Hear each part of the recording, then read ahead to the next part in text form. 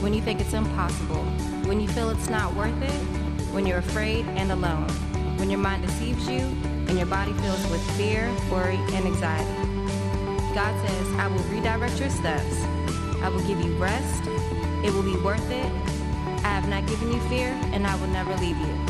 His love pours in to give you strength, courage, and confidence. Welcome to the church, God's Assembly, where we embrace, equip, and empower.